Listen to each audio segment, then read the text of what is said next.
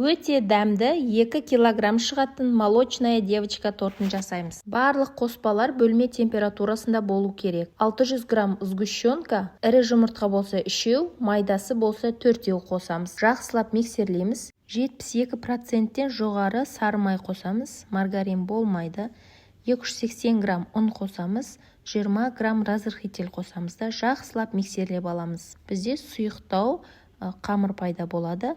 Асты жағында ұн қалып кетпес үшін лопаткамен бір араластырып аламыз. Енді бізге сапасы жоғары пергаментке форма келтіріп сызып аламыз. 22-24 диаметрлі. Осылай 3 қасықтан салып, жағып шығамыз. 180 градуста 5 минут піседі. Енді кремін жасауға кірісеміз. Творожный сыр 300 грамм және құмшекер 120 грамм.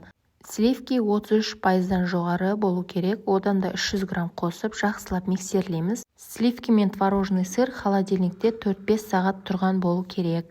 Осындай 10 штук корж шығады, енді тортымызды жинауға кірісеміз. Кольцомызға салып, коржымызды оның үстіне 3 қасық крем жағып, осылай бір-бірінің үстіне корж, крем қылып жағып шығып, холодильникке 3-4 сағатқа қоямыз.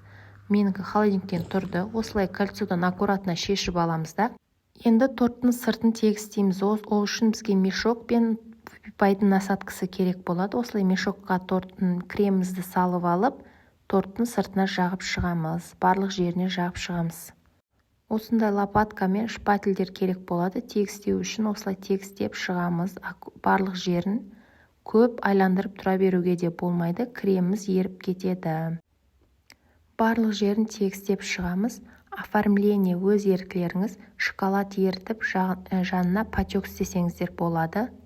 Гүлдермен, ягодалармен оформление жасауға болады. Неше түрлі кондитердің заттарын сататын дүкенде оформление жасайтын заттар көп. Соларды алып, оформление жасасаңыздар болады.